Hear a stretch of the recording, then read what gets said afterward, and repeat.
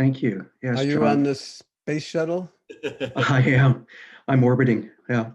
I'm fascinated to hear more about how mindfulness is a nexus or creates a connection between philosophy, religion, um, ethics, and then math and the sciences and biology.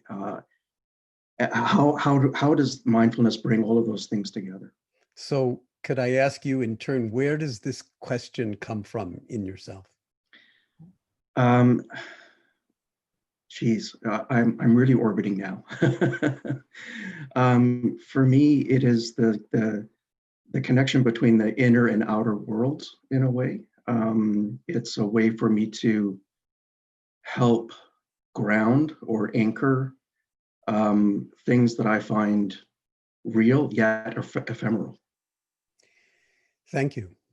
Well, you've touched on something that's really very profound. Uh, and I won't go into it in great detail, but all of the various disciplines that you've mentioned are efforts for human beings. They're attempts of human beings to understand the nature of reality and the nature of our own minds.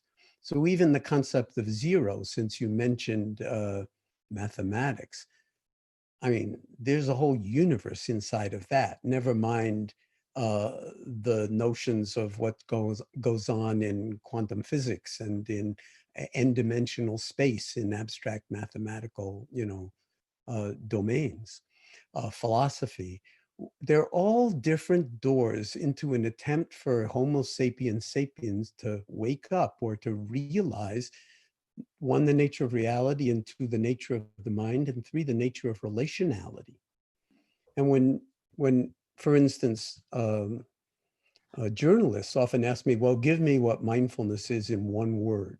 I have two words that I usually respond in depending on the circumstances. One would be pure awareness. So that would be one. Mindfulness is awareness, pure and simple.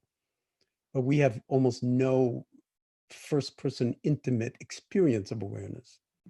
And the other is relationality. In other words, we talk about my body, my thoughts, my mind, but who is talking about? Who is it that possesses the body?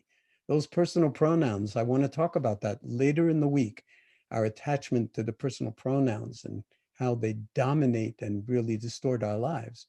But all of those disciplines and thoughts, and whether it's on the philosophical religious side or the scientific mathematical side or the social science psychology side, they're all different ways that we humans have to try to take a measure of the nature of order and disorder in the universe. And even what's been going on with this pandemic, this is what is called in certain kinds of circles, philosophical circles or economic circles, a black swan event.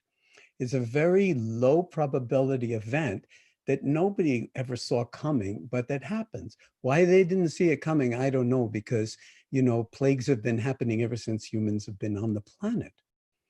And so we often take for granted how safe we are or how um, things will go on from day to day in the same old way, whether it's injustice or not. So you brought up ethics. Mindfulness is not mindfulness unless it is grounded in a profoundly ethical uh, ground or a soil that is based on, in my view, either the Hippocratic Oath or the Bodhisattva vow, which is first do no harm and don't put yourself at the center of the universe. So again, those personal pronouns.